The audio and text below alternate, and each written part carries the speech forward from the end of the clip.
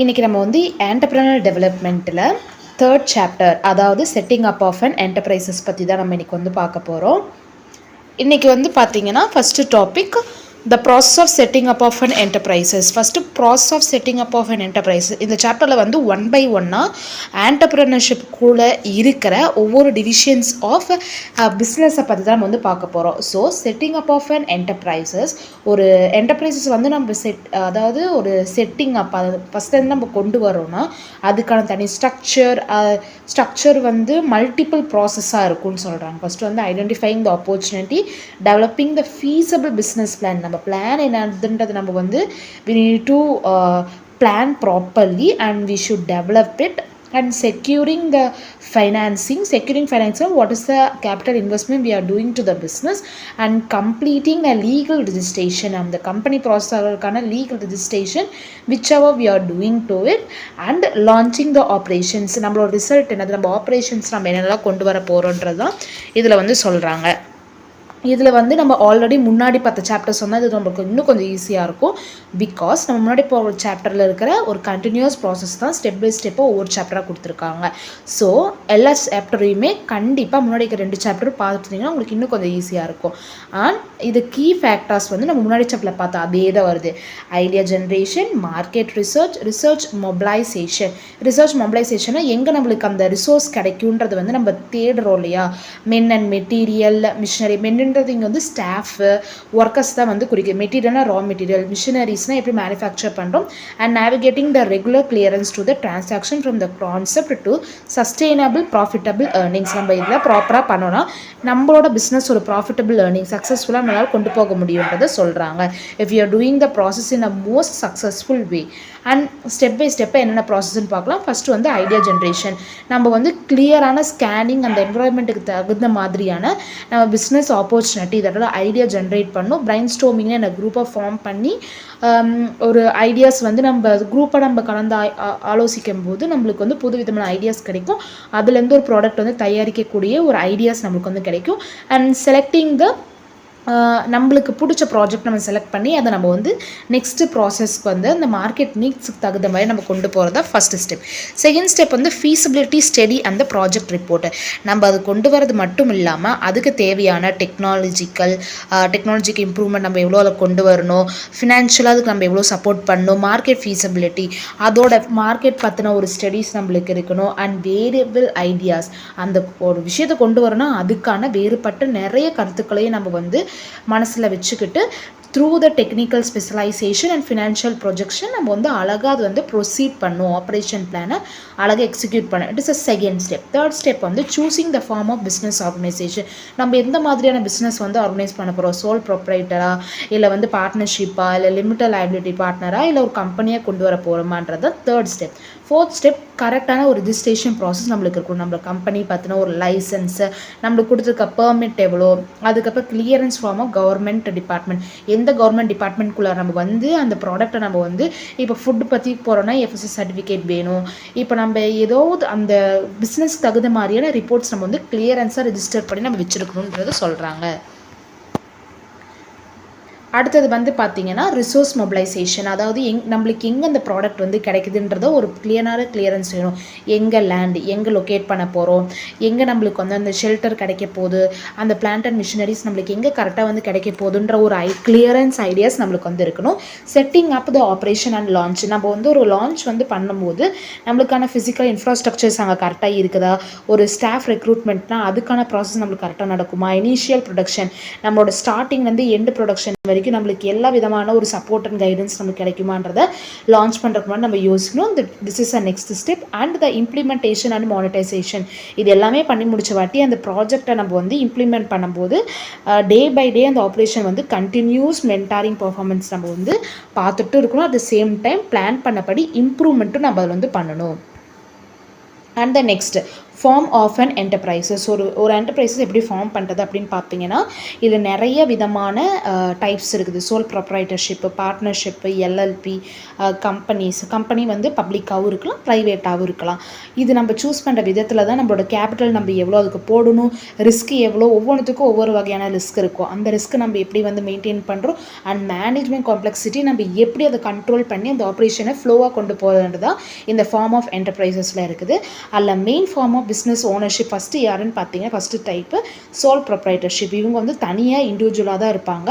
இவங்க வந்து அவங்கள மேக்ஸிமம் ஆஃப் த லைபிலிட்டி, அவங்க எந்த அளவுக்கு வந்து லோன் போட்டு அந்த விஷயத்த பண்ணுறாங்களோ அவங்க சிங்கிளாக தான் அதையும் வந்து பேர் பண்ணிக்கலாம். அட் த சேம் டைம் ப்ராஃபிட்டும் அவங்க சிங்கிளாகவே ரிவார்டையும் அவங்களே எடுத்துக்கலாம். பார்ட்னர்ஷிப் ஃபார்ம்னா இது வந்து 2 or more பர்சன்ஸ் வந்து ஷேர் பண்ணிப்பாங்க ரிஸ்க்கு அண்ட் அவங்க தான் வந்து ஓனர்ஸ் ஆஃப் த கம்பெனியாக இருப்பாங்க. லைபிலிட்டி அதே மாதிரி தான், லோனையும் அவங்களே வந்து பேர் பண்ணிப்பாங்க. அட் த சேம் டைம் ப்ராஃபிட்டும் அவங்க வந்து ரிவார்ட்ஸே அவங்களே எடுத்துப்பாங்க by sharing by the ratio and percentage. And next one வந்து limited liability partnership. Limited liability பார்ட்னர்ஷிப்னா இந்த பார்ட்னர்ஷிப் வந்து ஃப்ளெக்சிபிளாக இருக்கும். நம்ம லைபிலிட்டி வந்து பார்த்திங்கன்னா லிமிட்டடாக தான் இருக்கும். யாருக்கு எவ்வளவோ கம்மி ஒரு பர்சன்டேஜ் தகுந்த மாதிரியான அவங்களோட இன்வால்மெண்ட் எப்படி இருக்குதோ அதே மாதிரி தான் வந்து இதில் இருக்கிற லைபிலிட்டியும் வந்து அமையும் அப்படின்னு சொல்கிறாங்க. இது வந்து பார்த்திங்கன்னா ஒரு பார்ட்னர்ஸ், அதில் இருக்கிற பார்ட்னர்ஸ்க்கு ஒரு ப்ரொடக்ஷன் மாதிரின்னு கூட வச்சுக்கலாம். அதுக்கப்புறம் joint stock company. Joint stock company it may be the private limited company or public limited company. But இது ஒரு லார்ஜ் ஸ்கேல் ப்ரொடக்ஷனாக தான் இருக்கும். Because it is a joint stock company and இது வந்து லீகலாக மட்டும்தான் நடக்கும் அண்டர் த ஓனர்ஸ்ன்னு இங்கே யாரை வந்து குடிக்கிறாங்க பார்த்தீங்கன்னா ஷேர் ஹோல்டர்ஸை மட்டும்தான் இங்கே வந்து ஓனர்ஸ்ன்று குடிக்கிறாங்க. 1 person கம்பெனி, இது வந்து ஓபிசின்னு சொல்லுவாங்க. 1 marksல கேட்கறதுக்கான சான்சஸ் அதிகமாக இருக்குது. A company structure with only 1 person. இதை வந்து ஒரே ஒரு பர்சன் மட்டும்தான் இருப்பாங்க. அவங்க மட்டும்தான் வந்து இந்த கார்ப்பரேட் பெனிஃபிட்ஸ் எல்லாமே எடுத்துப்பாங்க. அவங்க ஒரே ஒருத்தர் மட்டும் தான் ஓனராகவும் இருப்பாங்க. அதுக்கப்புறம் கோஆப்ரேட்டிவ் சொசைட்டினா like member for the mutual பெனிஃபிட்ஸ்க்கு மட்டுமே இருப்பாங்க. சர்வீஸ் மோட்டிவ் தான் இங்கே வந்து மேஜராக இம்பார்ட்டன்ஸ் கொடுப்பாங்களே தவிர not for the profit motive. இதுதான் வந்து கோஆப்ரேட்டிவ் சொசைட்டின்னு சொல்லுவாங்க. அந்த நெக்ஸ்ட் டாபிக் இதில் வந்து நம்ம 1 by 1 அதில் இருக்கிற ஒவ்வொரு மீனிங் தான் பார்க்க போகிறோம். சோல் ப்ரொப்ரைட்டர்னா பார்த்தீங்கன்னா நம்ம முன்னாடி சொன்ன மாதிரி ஒருத்தர் தான் இருப்பாங்க. அவங்க தான் ஃபுல் லைபிலிட்டி எடுத்துப்பாங்க. அவங்க தான் முழு விதமான ரிவார்ட்ஸையும் அவங்களே தான் எடுத்துப்பாங்க. இது வந்து சிம்பிளாக சொல்லணும்னா common business form of 1 individual owns manage control the entire enterprise. அவங்க தான் அதுக்கு வந்து ஓனர், அவங்க தான் மேனேஜும் பண்ணணும், அவங்க தான் கண்ட்ரோலும் பண்ணணும். இதில் வந்து பார்த்தீங்கன்னா minimal of the legal formalities தான் நம்மளுக்கு இருக்குது. டோட்டல் ப்ராஃபிட்டு அவங்களே எடுத்துப்பாங்க. அதுக்கப்புறம் இவங்க ஐடியாஸ் வந்து ஸ்மால் பிஸ்னஸ் ஓனர்ஸ் கிட்ட இருந்து ஃப்ரீலான்சர், இண்டிபெண்ட் கான்ட்ராக்டர்ஸுமே இவங்களே தான் சர்ச் பண்ணி வாங்கிக்கிற மாதிரி இருக்கும். இல்லை அட்வான்டேஜஸ் என்னன்னு பார்த்தீங்கன்னா ஃபுல் கண்ட்ரோலும் இவங்களே எடுத்துப்பாங்க. இவங்களோட டிசிஷன் மட்டும்தான் இங்கே வந்து செல்லுபடியாகும். Low cost low regulations. இவங்க வந்து பார்த்தீங்கன்னா மினிமல் பேப்பர் ஒர்க்கு, அவ்வளோக்கெலாம் வந்து ரிஜிஸ்ட்ரேஷன் ப்ராசஸ் அப்படிலாம் இருக்காது. ஒரு மினிமலான பேப்பர் ஒர்க் தான் இருக்கும். லோ அட்மினிஸ்ட்ரேட்டிவ், அவங்க போகிறதும் சட்டம் எல்லாமேனால காஸ்ட் எல்லாமே கம்மியாக தான் இருக்கும். ஒருத்தன்றதுனால அவ்வளோக்கு வந்து செலவாகிறதுக்கான வாய்ப்புகள் இங்கே வந்து கிடையாது. ப்ராஃபிட் ரெண்டேஷன், இவங்களோட 100% ப்ராஃபிட் இவங்க ஒருத்தரே எடுத்துப்பாங்க. யாருக்கும் ஷேர் பண்ணி தரணுன்ற அவசியம் இங்கே கிடையாது. டிஸ்அட்வான்டேஜில் என்னதுன்னு பார்த்தீங்கன்னா அன்லிமிட்டட் லைபிலிட்டி. இப்போ ரிஸ்க் அதிகமாக எடுத்தாங்கன்னா பர்சனல் ரிஸ்க் தான் அவங்களே மட்டும்தான் எடுத்தாகணும் தனிநபராக. லிமிட்டட் கேபிட்டல்னா இவங்க வந்து கம்மியான கேபிட்டல் வச்சுருப்பாங்க. ஸோ ஃபண்டு திரட்டுறதுக்கான வாய்ப்புகள் இங்கே குறைவாக இருக்கிறனால நம்மளால் அதிக விதமான ஃபண்டு நம்ம அடுத்தவங்ககிட்ட வந்து உதவிக்கு நம்மளால் கேட்க முடியாது. Lack of continuity. இப்போ ஒரு பிஸ்னஸ் வந்து லாஸ் திடீர்னு ஆகுதுன்னு வச்சுக்கோங்களேன், இந்த சோல் ப்ரொப்ரைட்டரில் அது கண்டினியூவாக கொண்டு போக முடியுமான்றது டவுட் தான். If the owner dies R அவங்களால வந்து இன்கேப்பபிளாக இருக்காங்க, அவங்களால கொண்டு போக முடியாத ஒரு பட்சத்தில் இருக்கிற சூழ்நிலையில் அது வந்து கண்டினியூ பண்ணுறதும் வந்து அங்கே லேக் ஆகுது, பண்ண முடியாமல் போகிறக்கான சுச்சுவேஷன்ஸ் இருக்குது. அந்த ஃபீச்சர்ஸ் ஆஃப் சோல் ப்ரொப்ரைட்டர் ஃபீச்சர்ஸ்னால் நமக்கு ஆல்ரெடி தெரியும். ஒரே ஒருத்தர் தான் இருப்பாங்க, no separate, 1 or 2 companies merge ஆகுது அந்த மாதிரி எதுவும் கிடையாது. ஓனர்ஷிப்பும் அவங்களே தான், மேனேஜ்மெண்ட்டும் அவங்களே தான், அது வந்து செப்பரேட் கிடையாது. அன்லிமிட்டட் லைபிலிட்டி, அவங்களே தான் எல்லா லைபிலிட்டியும் அவங்களே தான் பார்த்துக்கணும். ப்ராஃபிட் ஆர் லாஸ் எது வந்தாலுமே அவங்களே பேர் பண்ணிப்பாங்க. ஃபியூவர் ஃபார்மாலிட்டி, ரொம்ப கம்மியான ஃபார்மாலிட்டிஸ் வச்சு ரிஜிஸ்டர் வந்து பண்ணிக்கலாம் அண்டர் த சோல் ப்ரொப்ரைட்டர். இப்போ நெக்ஸ்ட் வந்து பார்த்திங்கன்னா பார்ட்னர்ஷிப் வந்து 2 or more persons இருப்பாங்க. இதை வந்து நிறைய லீகல் ரெக்குவயர்மெண்ட்ஸ் தேவை, அரேஞ்ச்மெண்ட் அந்த 2 பர்சன்ஸ்குள்ளார இருக்கிற co owners of business shares or responsibility நம்ம மெயின்டைன் பண்ணணும். ப்ராஃபிட் ஆர் லாஸ் வந்து ஸ்ப்ளிட் பண்ணி சரிசமமாக பிரித்து நம்ம வந்து பார்த்துக்கிற மாதிரி இருக்கும். இதை வந்து பார்த்திங்கன்னா கேபிட்டலும் வேணும், ஸ்கில்லும் வேணும், லேபரும் வேணும். அதே சமயத்தில் நம்ம ரிஸ்க்கு ஷேர் பண்ணுற விஷயமா இருக்கட்டும், இல்லை டெசிஷன் மேக்கிங்கு, அதுக்கப்புறம் இதோட ஸ்ட்ரக்சர் வந்து நம்ம அழகாக நீட்டாக ஃபார்மல் பண்ணி போனால் தான் இந்த பார்ட்னர்ஷிப் ஃபார்ம் வந்து நம்மளால் கரெக்டாக கொண்டு போக முடியும். இதில் காமன் ஸ்ட்ரக்சர் என்னென்ன இருக்குது பார்த்தீங்கன்னா ஜென்ரல் பார்ட்னர்ஷிப்னா ஆல் பார்ட்னர்ஸ் வந்து அவங்க ஈக்குவலாக அவங்க responsibility and management and liability லோனை வந்து ஷேர் பண்ணிப்பாங்க. லிமிட்டட் லைபிலிட்டி பார்ட்னர்ஷிப்னா இது வந்து இது வந்து பார்த்தீங்கன்னா பார்ட்னர்ஷிப்புக்கு ஒரு ப்ரொடக்ஷன் மாதிரி தான். பிகாஸ் யாருக்கு எவ்வளோ லிமிட்டடாக பர்சன்டேஜ் கொடுத்துருக்காங்களோ அந்த வகையில் வந்து அவங்களுக்கான லைபிலிட்டிஸ் மட்டும் அவங்க எடுத்துக்கிட்டால் போதும். நெக்லிஜென்ட்டாக விடணுன்ற அவசியம் இல்லை. அவங்களுக்கு கொடுத்துருக்கிற வேலையை அவங்க கரெக்டாக செய்யணும். அட் த சேம் டைம் அது லோனாக ப்ராஃபிட்டாக இருக்கட்டும். லைபிலிட்டினா இங்கே வந்து லோனை மட்டுமே குறிக்கிறது கிடையாது, அவங்களுக்கு கொடுத்துருக்க ரெஸ்பான்சிபிலிட்டியுமே இங்கே இன்க்ளூட் வந்து ஆகும். ஸோ அவங்கவுங்களுக்கு கொடுத்துருக்கிறத நெக்லிஜென்ட்டாக சாதாரணமாக விடாமல் அவங்களோட வேலையை அவங்க கரெக்டாக வந்து எடுக்கணும். அப்படி எடுக்காமல் விட்டாங்கன்னா வேறு பார்ட்னர்ஸ் கொஸ்டினை அவங்களுக்கு மேலே ரைஸ் பண்ணலாம். அண்டு லிமிட்டட் பார்ட்னர்ஷிப்னா ஒன்லி ஒரே ஒரு ஜென்ரல் பார்ட்னர் தான் இருப்பாங்க. அதுக்கப்புறம் இந்த லிமிட்டட் பார்ட்னர்ஸ் இருப்பாங்க வேலை பண்ணுறவங்க, அவங்க வந்து 1 or more கூட இருக்கலாம். இதுதான் வந்து காமன் ஸ்ட்ரக்சர் ஆஃப் பார்ட்னர்ஷிப்பு. இதில் வந்து key aspects of entrepreneur partnerships, அதாவது கீ ஆஸ்பெக்ட்ஸ் ஆஃப் ஆண்டர்ப்ரனர் பார்ட்னர்ஷிப்பில் வந்து டைப் ஆஃப் பார்ட்னர்ஸ் இருக்காங்க. ஒன்று நம்ம ஆல்ரெடி பார்த்தோம்ல ஜென்ரல் பார்ட்னர்ஷிப்னால் அந்த மேனேஜ் பண்ணிப்பாங்க அண்ட் அன்லிமிட்டட் லைபிலிட்டியும் அவங்களே தான் வந்து ஹோல்ட் பண்ணி அவங்களே பார்த்துக்கணும். இதே லிமிட்டட் பார்ட்னர்னால் அந்த இன்வெஸ்டர்ஸ் இருப்பாங்க, இன்வெஸ்டர் வந்து இன்வெஸ்ட் பண்ணுற வேலை இருப்பாங்க. At the same time limited liability யாருக்கு என்னென்ன கொடுத்துருக்காங்களோ அந்த லைபிலிட்டி, அதாவது அவங்க ரெஸ்பான்சிபிலிட்டி பார்த்துக்கணும். அவங்களுக்கு கொடுத்துருக்கிற எல்லாத்தையுமே கரெக்டாக அவங்க வந்து ரெஸ்பான்சிபிளாக கம்பெனி வந்து கொண்டு போகிற விதம் அவங்களுக்குள்ளாக தான் இருக்குது. Under the limited partner. Type of பார்ட்னர்ஷிப்னா general partnership, limited partnership, limited liability partnership. முன்னாடி சொன்னதை எலாபரேட்டாக இங்கே கொடுத்திங்கன்னா கொஞ்சம் உங்களுக்கு நிறைய எழுதுகிற மாதிரி கண்டென்ட் வந்து கிடைக்கும். அண்ட் கீ பெனிஃபிட்ஸ், இதில் இருக்கிற கீ பெனிஃபிட்ஸ் என்ன பார்த்தீங்கன்னா நம்மளோட கேபிட்டலை இன்க்ரீஸ் பண்ண முடியும். அண்ட் என்டர்பிரைசஸை வந்து கம்பைன் பண்ணலாம், 1 or 2 அப்படியே நம்ம ஜாயின் பண்ணிக்கலாம். ஷேர் த ஒர்க் லோட், நம்ம வந்து ஷேர் பண்ணிக்கலாம். தனியாக நின்று நம்ம கஷ்டப்படாமல் நம்மளுக்கு நிறைய பேர் பார்ட்னர்ஸ் இருக்கிறனால அவங்க கூட நம்ம ஷேர் பண்ணிக்கலாம். ஆஃப் அண்ட் ஃபேவரபிள், நம்மளுக்கு நல்ல ஒரு விஷயம் வருமோ அவங்களுக்கு தகுந்த மாதிரியான விஷயத்தை நம்ம ஃபேவரபுளாக கொண்டு போய் அது நம்ம வந்து நல்ல விதத்தில் நம்ம வந்து கொண்டு போய் விட முடியும். And direct taxation compared to the கோஆப்ரேஷனில் இங்கே வந்து டாக்ஸேஷன் வந்து டைரெக்டாகவே நம்ம வந்து பே பண்ணிக்கலாம். எந்த விதமான ரிஸ்க் நம்மளுக்கு அவ்வளோ இருக்காது, பெனிஃபிட் தான் நம்மளுக்கு அப்படின்னு சொல்கிறாங்க. இல்லை என்ன ரிஸ்க்குன்னு பார்த்தீங்கன்னா லைபிலிட்டியே ஷேர் பண்ணணும். ரெஸ்பான்சிபிலிட்டியாகவும் இருக்கட்டும், ரிஸ்க்காகவும் இருக்கட்டும், எதுவாக இருந்தாலும் நம்ம பர்சனல் அசெட்டை வச்சு நம்ம வந்து பார்த்துக்கணும். அட் த சேம் டைம் பிஸ்னஸில் ஏதோ லோனே வந்துச்சினாலும் நம்ம பர்சனல் அசெட் வச்சு தான் இந்த ரிஸ்க்கை பேர் பண்ணுற மாதிரி இருக்கும். அண்ட் கார்ப்பரேட் இந்த ரோல் ஒரு சில ரோலில் வந்து நம்மளால் பண்ண முடியாது, கிளியரன்ஸான ஒரு எஃபர்ட் நம்மளால் போட முடியாமல் இல்லை போகிறக்கான வாய்ப்புகள் இருக்குது. ஏன்னு சொன்னால் இப்போ 2 பேர் இதாக இருக்கிறாங்கன்னா ஒருத்தருக்கு அது புரியாமல் போகலாம், இல்லை ஸ்லீப்பிங் பார்ட்னராக இருந்தாங்கன்னா ஒன்றுமே பண்ண முடியாது. So in this case the risk may arrive. and governing documentations இங்கே வந்து ரொம்ப நம்மளுக்கு கண்டென்ட் வந்து இங்கே நீட்டாக இருக்கணும். பிகாஸ் அவங்க ரோல்ஸு, ப்ராஃபிட் ஷேரிங் ரேஷியோஸ் எல்லாமே கரெக்டாக மெயின்டைன் பண்ணி வச்சா தான் அந்த பார்ட்னர்ஷிப் ஃபார்மில் நம்மளால் கரெக்டாக எல்லா ப்ராசஸையும் நம்மளால் கொண்டு போக முடியும். இந்த case of profit and loss time அப்போ தான் நம்மளுக்கு அதோட ரிஸ்க் என்னதுன்னு நம்மளுக்கு நல்லா தெரியும். லிமிட்டட் லைபிலிட்டி பார்ட்னர்ஷிப் ஃபார்ம் வந்து ஹைப்ரிட் பிஸ்னஸ் ஸ்ட்ரக்சர்னு சொல்கிறாங்க. It is flexible for the corporate limited liabilities governing in the India's under the LLP act 2008 படி வந்திருக்குது. இதில் வந்து பார்த்திங்கன்னா செப்பரேட் லீகல் என்டிட்டிஸும் இதில் இன்வால்வ் ஆகுறாங்க. அதாவது பர்சனல் அசெட்டை வச்சு ஒரு பிஸ்னஸ் டெப்த்தை கிளியர் பண்ணுற விஷயமா இருக்கட்டும், இல்லை ideas for starting up a business, அல்ல அவங்க வந்து ப்ரொஃபஷனல் ஃபார்மை வந்து ஸ்டார்ட் பண்ணுறாங்க அட் லோ ரிஸ்க்னாலும் இந்த லிமிட்டட் லைபிலிட்டி பார்ட்னர்ஷிப் வந்து பண்ணிக்கலாம். இதில் வந்து அட்லீஸ்ட் 2 பார்ட்னர்ஸ் மட்டும் இருந்தாலே போதும். இதில் என்னென்னலாம் வந்து ரிஜிஸ்ட்ரேஷன் வந்து ரெக்குவயர்மெண்ட்டுன்னு பார்த்தீங்கன்னா மினிமம் ஆஃப் 2 persons இருக்கணும். At least 1 must be the designate partner, ஒருத்தர் வந்து கரெக்டான டெசிக்னேட் பார்ட்னராக இருக்கணும். அண்டர் த இந்தியன் ரெசிடெண்ட்டாக அவங்க வந்து இருக்கணும். வெளிநாட்டு நபராக ஃபாரினர்ஸாக இருக்கக்கூடாது, நம்ம இந்தியன் ரெசிடெண்ட்டாக ஒருத்தர் இருக்கணும். 2 பேர் இருக்காங்கன்னா அதில் ஒருத்தர் வந்து இந்தியன் ரெசிடெண்ட்டாக இருக்கணும்னு சொல்கிறாங்க. டாக்குமெண்டேஷனை வந்து பார்த்தீங்கன்னா டிஜிட்டல் சிக்னேச்சர் சர்டிஃபிகேட் இருக்கணும், DSE.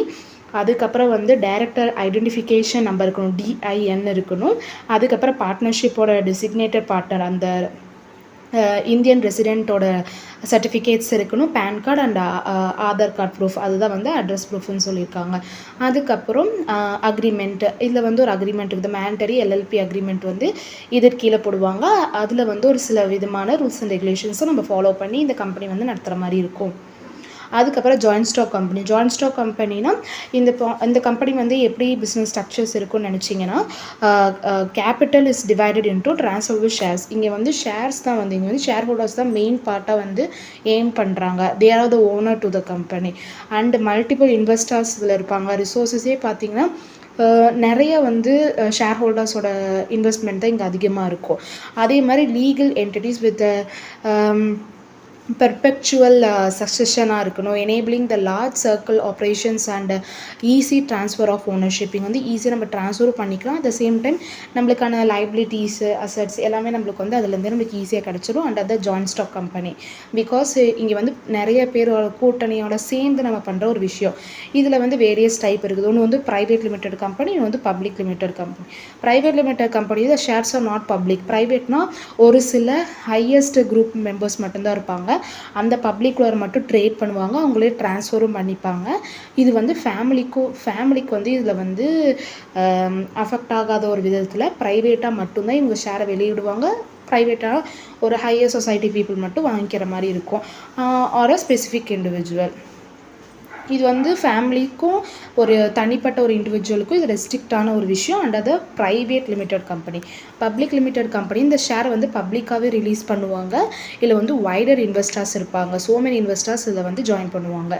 அதுக்கப்புறம் ஒன் மேன் பார்ட்னர்ஷிப். இதில் வந்து ஒன் மேன் பார்ட்னர்ஷிப்னா formally recognised by the one person கம்பெனின்னு சொல்லுவாங்க, அதாவது OPC, allowing the single individual இதில் வந்து ஆப்ரேட் பண்ணுவாங்க. அவங்க தான் மெயின்டெனன்ஸ்லேருந்து எல்லாத்துலேயுமே 100% ஆஃப் ஓனர்ஷிப் வந்து இவங்க மட்டும்தான் ஓன் பண்ணியிருப்பாங்க. இதில் இருக்கிற கீ ஆஸ்பெக்ட்ஸ் என்னென்னு பார்த்தீங்கன்னா, இந்த ஓபிசியில் ஓனர்ஷிப் அண்ட் கண்ட்ரோல், இந்த ஒன்லி 1% தான் வந்து ஷேர் ஹோல்டராகவும் இருப்பாங்க, டைரக்டராகவும் இருப்பாங்க. டோட்டல் மேனேஜ்மெண்ட் கண்ட்ரோலே இவங்களுக்கு கீழே தான் இருக்கும். லிமிட்டட் லைபிலிட்டி, இவங்க கீழே வந்து பார்த்திங்கன்னா பர்சனல் அசட்ஸ் வந்து ரொம்ப ப்ரொடக்டடாக வச்சுருப்பாங்க. லிமிட்டட் லைபிலிட்டியும் வந்து பார்த்திங்கன்னா அமௌண்ட்டை வந்து கரெக்டாக இவங்க வந்து இன்வெஸ்ட்மெண்ட் பண்ணி மெயின்டைன் பண்ணணும். அதுக்கப்புறம் லீகல் என்டிட்டி, இவங்க கீழே வந்து செப்பரேட் லீகல் எக்ஸிஸ்டன்ஸ் வந்து இருப்பாங்க. மீனிங் இட்ஸ் ஓன் ப்ராப்பர்ட்டி, அவங்களோட ஓன் ப்ராப்பர்ட்டி வச்சு தான் பண்ணுவாங்க. என்ட்ரிங் த கான்ட்ராக்ட், நிறைய கான்ட்ராக்ட்ஸ் டீல் பண்ணுறாக்கணும். ஷூ ஆர் பிபி ஷூடு, அதாவது இவங்க லீகல் என்டிட்டியாக கொண்டு வரணும், இல்லைன்னா இவங்க ஈஸியாக ஷூ பண்ணுறதுக்கான வாய்ப்புகள் கொஞ்சம் அதிகம். மேண்டட்டரி நாமினி, இவங்களுக்கு பின்னாடி யார் நாமினியாக இருக்கிறாங்கன்ற ஒரு அப்பாயின்மெண்ட் வந்து கண்டிப்பாக இவங்களுக்கு கீழே ஒருத்தர் போகணும். Because the owner become the இன்கேபபிளாக இருக்கும்போது அந்த நாமினி வந்து அந்த கம்பெனி இந்த பார்ட்னர்ஷிப்பை வந்து டேக் ஓவர் பண்ணிக்க கண்டிப்பாக ஒரு நாமினி இருக்கணும், மேண்டட்டரியாக இருக்கணும். அதுக்கப்புறம் ரெக்குவயர்மெண்ட்ஸ், இல்லை என்ன ரெக்குவயர்மெண்ட்ஸ்ன்னு பார்த்தீங்கன்னா, அட்லீஸ்ட் 1 டைரக்டர் இந்த கம்பெனியில் இருக்கணும். அண்ட் மினிமம் அத்தாரைஸ்டு கேபிட்டல் வந்து 1 lakh, இந்தியா படி 1 லட்சமாவது அந்த கம்பெனியில் ஒரு கேபிட்டல் வந்து ரன் ஆகிட்டு இருக்கணும். இதுக்கு மேண்டட்டரி ரெக்குவயர்மெண்ட்ஸ் என்னென்னு பார்த்தீங்கன்னா, ரிஜிஸ்ட்ரேஷனுக்கும் ஜஸ்ட் பேன் அண்ட் டேன் மட்டும் நம்மளுக்கு இருந்தால் போதும். அதுக்கப்புறம் choice for the business organisation, எப்படி ஒரு பிஸ்னஸ் ஆர்கனைசேஷனை வந்து சூஸ் பண்ணுறது, அது எப்படி நம்ம ஃபார்மாக ஆர்கனைஸ் பண்ணி அந்த பிஸ்னஸை கொண்டு போகிறதுன்னு பார்த்தீங்கன்னா, most appropriate business organisation one has to weigh the merit and limitations, எல்லாமே நம்ம வந்து கடந்து வரணும். அட்வான்டேஜ் கடந்து வரணும், டிஸ்அட்வான்டேஜும் நம்ம வந்து கடந்து வரணும். அப்போ தான் நம்ம ஒரு ஃப்ளோ ஆஃப் சாய்ஸ் எப்படி நம்ம கம்பெனி ஆர்கனைசேஷனை ஃபார்ம் பண்ணுறதுன்ற ஒரு ஐடியா நம்மளுக்கு வந்து கிடைக்கும்.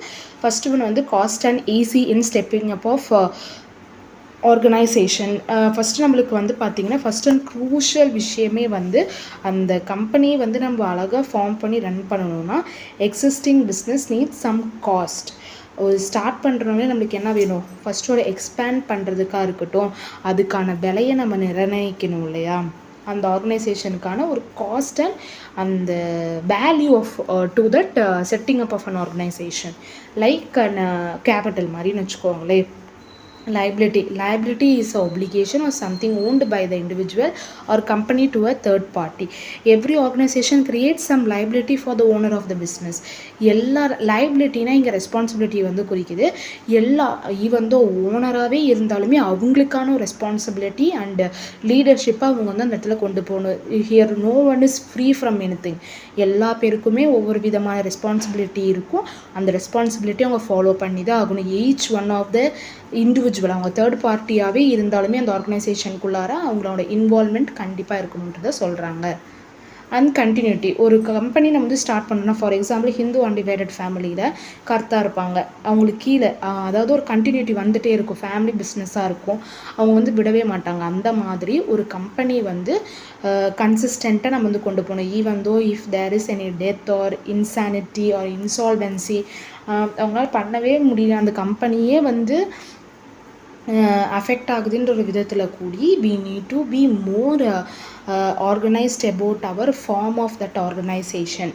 அதுக்கப்புறம் மேனேஜ்மெண்ட் எபிலிட்டி வந்து கொஞ்சம் டிஃபிகல்ட் தான், பட் எக்ஸ்பர்டைஸ் வந்து அந்த ஃபீல்டில் நம்ம ஆகி அதுக்கப்புறம் அந்த மேனேஜ்மெண்ட்டை வந்து கரெக்டாக நம்ம வந்து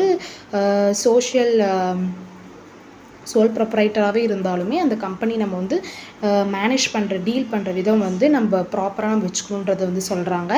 அண்டு கேபிட்டல் கன்சிடரேஷனாக இங்கே வந்து ஃபினான்ஸ் தான் குறிக்கிறாங்க. ஃபார் ஸ்டார்டிங் அண்ட் எக்ஸ்பேண்டிங், ஒரு விஷயத்தை ஸ்டார்ட் பண்ணவும் சரி, அந்த கம்பெனி வந்து எக்ஸ்பேண்ட் பண்ணி கொண்டு போகிறதுக்கும் சரி, நம்மளுக்கு கேபிட்டல் கன்சிடரேஷன் ரொம்ப ரொம்ப இங்கே important for the formation of the business organisation. அதுக்கப்புறம் degree of control. First of all degree of கண்ட்ரோல்னால் இங்கே level of degree of control the owners of a business is also important considered for the selection of form of the business organisation. Degree of கண்ட்ரோல்ன்றது அவங்களோட overall management control over the business. அந்த பிஸ்னஸில் அவங்க வச்சுருக்கிற இம்பார்ட்டண்ட்டான ஒரு மேல் பார்வையாக இருக்கலாம், ஒரு ஹெச்ஆர் மாதிரியான ஒரு எல்லா விதமான ஒரு நாலேஜபிள் பர்சனாக இருக்கலாம். So they must have that control over that company. அப்போ தான் நம்மளுக்கு கீழே வேலை செய்கிறவங்க they will have that effective performance for our effective and efficiency of that product. Nature of the business. Last நம்ம வந்து பார்த்திங்கன்னா நேச்சர் ஆஃப் த பிஸ்னஸ். ஒரு பிஸ்னஸ் வந்து நேச்சரே வந்து இப்படி தாங்க. ஃபார் எக்ஸாம்பிள் ஃபின்டெக் மாதிரியான கம்பெனி பார்த்திங்கன்னா அவங்களோட நேச்சரே வந்து ஃபினான்ஷியல் டெக்னாலஜி ரிலேட்டடாக இருக்கும். ஃபுட் இண்டஸ்ட்ரினா அந்த ஃபுட்டு வந்து குவாலிட்டி எப்படி தரணுமோ அந்த நேச்சர் ஆஃப் த கம்பெனி நம்மளுக்கு தெரியுது இல்லையா. அதே மாதிரி ஒவ்வொரு கஸ்டமர்ஸ் நீட்டுக்கு தகுந்த மாதிரி சூட்டபுளாக நம்மளுக்கு அந்த நேச்சர் ஆஃப் பிஸ்னஸ் என்னன்றதை நம்மளுக்கு கண்டிப்பாக தெரிஞ்சுக்கிற விஷயத்தில் இருக்கணுன்றதான் நேச்சர் ஆஃப் பிஸ்னஸில் வந்து லாஸ்ட் கன்சிடரேஷனில் சொல்கிறாங்க. அதுக்கப்புறம் ஃபீஸபிலிட்டி ஸ்டடினா அதாவது ஒரு அப்ஃப்ரண்ட் அனலைஸ் பண்ணுற மாதிரின்னு வச்சுக்கோங்களேன். Business ideas practices viable and likely to succeed by the assessable marketing demand.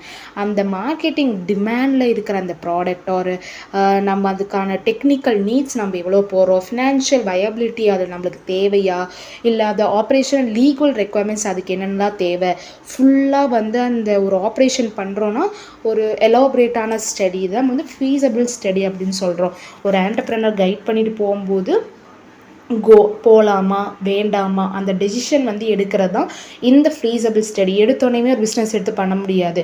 அதுக்கான வந்து ஸ்டார்டிங் டு எண்டிங் வரைக்கும் நம்மளுக்கு எது வந்து பண்ணலாமா வேண்டாமா, இது நம்மளுக்கு சரிப்பட்டு வருமான்ற ஒரு ப்ராப்பர் ஸ்டடி நம்மளுக்கு வந்து ஒரு என்டர்பிரினர்ஷிப் டெவலப்மெண்ட்டில் தேவை. அதுக்கு தான் இந்த ஃபீஸபிள் ஸ்டடி வந்து இங்கே கொண்டு வந்திருக்காங்க.